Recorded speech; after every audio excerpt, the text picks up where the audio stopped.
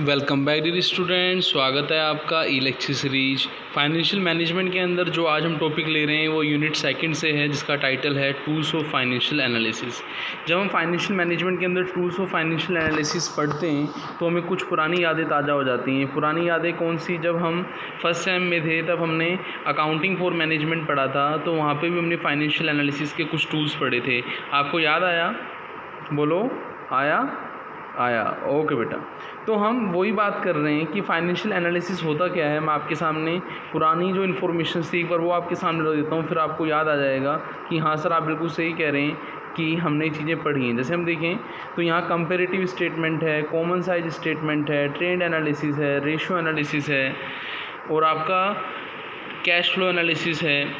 यहाँ पे आप देखें फंड फ्लो एनालिसिस है, कॉस्ट वॉल्यूम प्रॉफिट एनालिसिस है, जिसको बीईपी एनालिसिस बोलते हैं। तो यहाँ पे हम देखें तो जो अपना comparative common size trend analysis है, जो अपना कैश फ्लो एनालिसिस है, कॉस्ट वॉल्यूम प्रॉफिट एनालिसिस है, ये सब हमने एएफएम के अंदर पढ़ा था। नहीं पढ़ा था? आप कहेंगे yes sir we have already discuss in AFM, accounting for management में हमने डिस्कस किया था।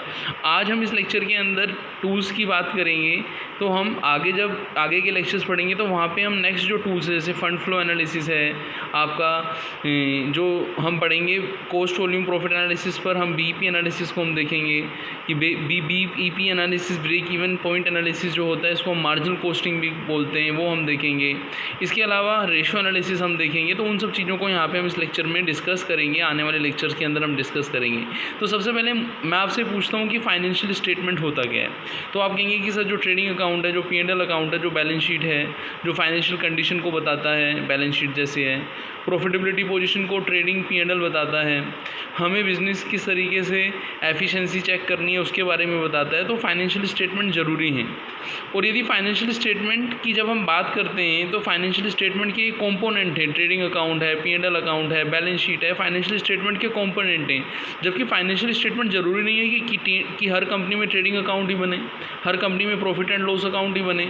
सपोज प्रॉफिट मेकिंग ऑर्गेनाइजेशन है, ट्रेडिंग कंसर्न है, तो ये बन सकते हैं। यदि मैन्युफैक्चरिंग कंसर्न है तो हमें एक मैन्युफैक्चरिंग अकाउंट भी बनाना पड़ेगा। यदि नॉन प्रॉफिट ऑर्गेनाइजेशन है तो हम रिसिट्स एंड पेमेंट अकाउंट बनाएंगे, इनकम एंड एक्सपेंडिचर अकाउंट बनाएंगे। तो फाइनेंशियल स्टेटमेंट होते क्या हैं? फाइनेंशियल स्टेटमेंट स्ट्रक्चर रिप्रेजेंटेशन होते हैं किसका? हिस्टोरिकल फाइनेंशियल इन्फॉर्मेशन का, जो हमें हेल्प करते हैं फाइनेंशियल कंडीशन को पता करने में, प्रॉफिटेबिलिटी को पता करने में। अब क्वेश्चन जब ये आता है कि फाइनेंशियल एनालिसिस कैसे हेल्प करते हैं, तो हम देखते हैं कि जो डिफरेंट यूज़र्स ऑफ अकाउंट हैं उनको फाइनेंशियल स्टेटमेंट कैसे हेल्प करते हैं। तो सबसे पहले हम बात करते हैं ओनर की। अब ओनर की हम बात करें, आप बताएं ओनर जो है, बिज़नेस का ओनर जो है वो बिज़नेस की परफॉर्मेंस भी वैल्यूएट करना चाहेगा और प्रॉफिटेबिलिटी भी वैल्यूएट करना चाहेगा। तो ओनर जब फाइनेंशियल स्टेटमेंट देखेगा तो उसका फाइनेंशियल स्टेटमेंट को एनालिसिस करने का ऑब्जेक्ट क्या रहेगा? बिजनेस की परफॉर्मेंस को इवैल्यूएट करना, बिजनेस की प्रॉफिटेबिलिटी को इवैल्यूएट करना। फिर हम बात करते हैं मैनेजमेंट की। मोस्टली देखा गया है कि जो ओनर का रिप्रेजेंटेटिव जो बिज़नेस को चलाता है उसको मैनेजमेंट बोलते हैं। तो मैनेजमेंट क्या करेगा? आपको पता है जब ओनर खुद ही चाह रहा है कि मैं इवैल्यूएट करूं बिज़नेस की परफॉर्मेंस को, तो मैनेजमेंट भी अपनी परफॉर्मेंस को इवैल्यूएट करेगा, अपने स्टाफ की परफॉर्मेंस को इवैल्यूएट करेगा। फिर उसके बाद वो डिसीजन लेगा कि परफॉर्मेंस से रिलेटेड डिसीजन लेगा कि परफॉर्मेंस को कैसे इंप्रूव किया जाए। मैनेजमेंट ये भी देखेगा कि मेरी टैक्स लायबिलिटी क्या है। मैनेजमेंट ये भी देखेगा कि फ्यूचर आउटकम क्या मिलेंगे जो मैंने जो परफॉर्मेंस इवैल्यूएट की है, जो मैंने डिसीजन लिए हैं, जो मैंने टैक्स लायबिलिटी देखी है, तो उससे मुझे फ्यूचर एक्सपेक्टेशन क्या मिलेगी, फ्यूचर आउटकम क्या मिलेगा। तो हमने मैनेजमेंट की भी बात की। फिर हम बात करते हैं एलआर क्या होता है? आपका लैंडर और क्रेडिटर। जैसा हम बात करें, लैंडर वो रहते हैं जिनसे हम कोई पैसा वगैरह उधार लेते हैं, क्रेडिटर वो रहते हैं जिनसे हम रॉ मटेरियल उधार लेते हैं। हम क्रेडिटर फॉर रॉ मटेरियल भी बोलते हैं, आपको याद हो। तो जो क्रेडिटर हैं वो किसी कंपनी को पैसा तभी उधार देंगे जब कंपनी की क्रेडिट वर्थीनेस को चेक करेंगे, तभी तो पैसा उधार देंगे। तो लैंडर या क्रेडिटर का जो ऑब्जेक्ट रहता है फाइनेंशियल एनालिसिस करने का, वो क्या रहता है कि क्रेडिट वर्थीनेस ऑफ एंटिटी क्या है। वो जज करते हैं रिकवरेबिलिटी ऑफ देयर ड्यूज़, कि जो पैसा हम उनको देंगे वो रिकवर होगा या फिर नहीं होगा। फिर हम बात करते हैं क्रेडिटर के बाद क्रेडिटर सी से शुरू होता है, तो हमने यहाँ पे क्रेडिटर को क्रेडिट वर्थीनेस के लिए हमने मान लिया, और आपका क्रेडिटर में CR भी हम वर्ड यूज़ लेते हैं, तो R जो है आपका रिकवरेबिलिटी ऑफ देयर ड्यूज़ को हमने मान लिया। अब हम बात करेंगे कस्टमर। अब कस्टमर की यदि हम बात करें, किसी भी संस्था के कस्टमर क्या चाहते हैं कि उसको मिलने वाली जो आपकी सुविधाएं हैं, फैसिलिटीज़ हैं, गुड्स एंड सर्विसेज हैं, उनमें कंसिस्टेंसी रहे, कंपनी जो है अपना कमिटमेंट जो है उसको नहीं तोड़े, उसके प्रोडक्ट एज इट इज़ रहें जैसे उसको जो मिल रही है, समय के साथ साथ उनमें अपडेशन आता रहे। तो कस्टमर ये देखता है कि जनरल कंसिस्टेंसी कंपनी की फाइनेंशियल स्टेटमेंट को देख के लगता है कि कंपनी जो पुराना कमिटमेंट है उसको पूरा कर पाएगी, तो customer general consistency of the firm देखता है। कंसिस्टेंसी का मीन्स होता है सिमिलरिटी, कि पहले जैसी सर्विसेज गुड्स वगैरह हमें मिलेंगी या फिर नहीं मिलेंगी, ये है। फिर हम बात करते हैं गवर्नमेंट की। गवर्नमेंट की यदि हम बात करें तो गवर्नमेंट का इनकम का सोर्स जो है डायरेक्ट टैक्स और इनडायरेक्ट टैक्स होता है। कई बार हम न्यूज़पेपर में भी पढ़ते हैं कि जो हमारे आयकरदाता हैं वो समय पर जो है टैक्स डिपॉजिट्स कराएं। इसके अलावा इनडायरेक्ट टैक्स की हम बात करें तो हमने goods and service tax act जब हम आएंगे आगे वाली क्लासों के अंदर, तो वहाँ पे गुड्स एंड सर्विस टैक्स हम पढ़ेंगे, हम समझेंगे कि इनडायरेक्ट टैक्स जो था, स्टेट टैक्स जो था, सेंट्रल के जो टैक्स थे, जो 18 तरीके के टैक्स थे, उनको गुड्स एंड सर्विस टैक्स के अंदर रखा गया है। इसके अलावा गुड्स एंड सर्विस टैक्स में से कुछ को बाहर रखा हुआ है, जैसे पेट्रोल से रिलेटेड प्रोडक्ट्स हैं, 5 प्रोडक्ट्स हैं, उनको गुड्स एंड सर्विस टैक्स से बाहर रखा गया है। CNG जो है आपका गैस वगैरह है उसको, क्योंकि वहाँ पे टैक्स की रेट कम कर देने से जो है गुड्स के प्राइजेस जो हैं, जो मैक्सिमम रेट, जैसे हम GST की बात करें तो 2017 में जब बात हुई थी तो 25 से 30% GST था, तो 30% मैक्सिमम रेट है। जबकि हम देखें कि गवर्नमेंट की इनकम का जो सोर्स है वो डायरेक्ट टैक्स, इनकम टैक्स की बजाय आपका पेट्रोल डीजल से होने वाली इनकम ज़्यादा है, तो वहाँ पे गवर्नमेंट डायरेक्ट टैक्स की कैलकुलेशन करना चाहेगी। कंपनी एक्साइज ड्यूटी जो इनडायरेक्ट टैक्स का पार्ट है, वैल्यू एडेड टैक्स जो इनडायरेक्ट टैक्स का पार्ट है, GST की कैलकुलेशन करना चाहेगी। वो जानना चाहेगी कि कितने % जो हैं वो डायरेक्ट टैक्स पे करते हैं, कितने जो हैं आपके इनडायरेक्ट टैक्स जो GST वगैरह टाइमली पे करते हैं। फिर हम बात करेंगे गवर्नमेंट्स के बाद एम्प्लॉय की बात आती है। जब हम एम्प्लॉय की बात करते हैं तो एम्प्लॉय क्या चाहते हैं कि जो वहाँ पे काम लिया जा रहा है उसके बदले में मिलने वाला जो वेजेस सैलरी है, क्या वो रीज़नेबल है या फिर नहीं है।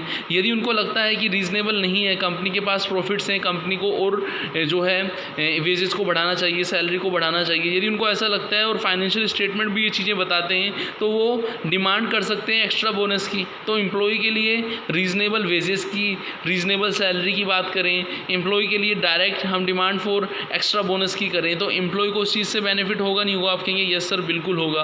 फिर हम बात करेंगे रिसर्च एनालिस्ट की। रिसर्च एनालिस्ट की हम बात करें तो रिसर्च एनालिस्ट क्या करते हैं, उस ट्रेंड को देखते हैं, प्रीवियस ईयर से कंपैरिजन करते हैं। आप देखते हैं कभी भी हम न्यूज़पेपर में पढ़ते हैं कि 10 साल में शेयर इतना ज़्यादा गया, 10 साल में शेयर इतना इंक्रीज़ हुआ, इतना डिक्रीज़ हुआ, इस सेक्टर के अंदर इन्वेस्टमेंट करना चाहिए। तो रिसर्च जो करते हैं, इवेल्यूएशन ट्रेंड करते हैं, तो वो उसमें फाइनेंशियल स्टेटमेंट की हेल्प लेते हैं और अपना ट्रेंड्स का जो इवेल्यूएशन करते हैं। इसके अलावा वो सजेस्ट भी करते हैं लोगों को, जजिंग इन्वेस्टमेंट अपॉर्चुनिटीज़ भी करते हैं कि आपको इसमें इन्वेस्ट करना चाहिए। तो रिसर्च एनालिस्ट जो है वो ट्रेंड को इवेल्युएट करने के लिए, वो अपनी इन्वेस्टमेंट अपॉर्चुनिटी को जज करने के लिए क्या करता है, फाइनेंशियल स्टेटमेंट के अंदर फाइनेंशियल एनालिसिस का हेल्प लेता है। अब हमने बात की कि जो पर्सन हैं, यूजर्स ऑफ फाइनेंशियल एनालिसिस हैं, उनको हमने समझ लिया। फाइनेंशियल एनालिसिस को यूज़ करने वाले लोगों को यदि हम on the basis of material use की बात करें, एक्सटर्नल की बात करें, इंटरनल की बात करें, तो एक्सटर्नल के अंदर हम किसको रखेंगे, it carried out by the outsider of the business, जैसे इन्वेस्टर हैं, क्रेडिटर एजेंसी हैं, गवर्नमेंट एजेंसी हैं, क्रेडिटर्स हैं, उनको हम रखेंगे। इंटरनल की हम बात करें तो एग्जीक्यूटिव हैं, मैनेजर्स हैं, उनको हम रखेंगे। ठीक है ना।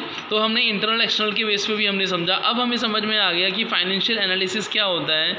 फाइनेंशियल एनालिसिस एक प्रोसेस होती है जो आइडेंटिफाई करती है कंपनी की फाइनेंशियल स्ट्रेंथ को, कंपनी की फाइनेंशियल वीकनेस को, और कंपनी के जो डिफरेंट जो हम कंपनी के फाइनेंशियल स्टेटमेंट के अंदर कंपोनेंट बनाते हैं, जैसे इनकम स्टेटमेंट के अंदर ट्रेडिंग P&L बनाते हैं, पोजीशन स्टेटमेंट के अंदर बैलेंस शीट बनाते हैं, तो उन स्टेटमेंट हिस्टोरिकल इन्फॉर्मेशन के बेस पर वो फ्यूचर की ट्रेंड्स की, फ्यूचर प्रोस्पेक्ट्स की हम बात कर रहे हैं। फ्यूचर प्रोस्पेक्ट्स के लिए हम फ्यूचर में देखते हैं कि कितना हमें प्रॉफिट्स हो सकता है। तो हम फाइनेंशियल एनालिसिस के अंदर यहाँ पे हमने यही समझा कि टूल्स ऑफ फाइनेंशियल एनालिसिस जो हैं वो फाइनेंशियल एनालिसिस के लिए इंटरनल यूज़र, एक्सटर्नल यूज़र को हेल्प करते हैं। इन यूज़र्स के अंदर हम ओनर को, मैनेजमेंट को, लेंडर को, क्रेडिटर को, कस्टमर को, गवर्नमेंट्स को, एम्प्लॉय को, रिसर्च एनालिस्ट को, क्या क्या फाइनेंशियल स्टेटमेंट के बेस पर वो एनालिसिस करते हैं, क्या फाइनेंशियल स्टेटमेंट को एनालिसिस करने के ऑब्जेक्टिव्स हैं, अब हम उन्हें समझते हैं।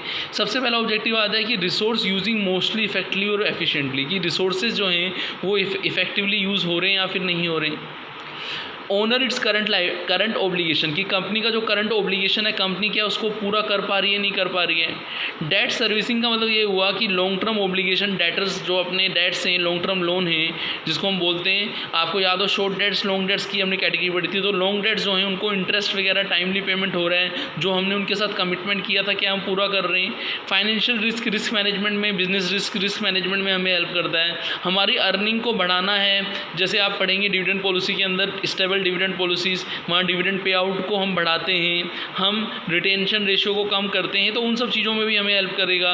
प्रॉफिट रिटेंशन की अब बात आएगी कि रिटेंशन को हम क्या करते हैं, कम करते हैं। यदि मान लीजिए कि कंपनी इस तरीके की स्थिति में है, मार्केट के अंदर पैसा नहीं देना चाहती, तो पैसे को रोकना चाहती है, तो वो अपना रिटेंशन रेशियो को बढ़ा देगी और डिविडेंड पे आउट रेशियो को क्या कर देगी, कम कर देगी। तो डिविडेंड ओब्लिगेशंस को भी हमें हेल्प करता है। इसके अलावा प्रिडिक्ट कर सकते हैं कि आने वाले टाइम के अंदर हमारी जो इनकम है, रेवेन्यू है, वो क्या रहेंगे, तो इन सभी में हमें हेल्प करते हैं। अब टूल्स जो हम पढ़ेंगे आगे आने वाले लेक्चर्स के अंदर, रेशियो एनालिसिस को, फंड फ्लो एनालिसिस को हम आगे पढ़ेंगे। तो मिलते हैं नेक्स्ट लेक्चर में। थैंक्स।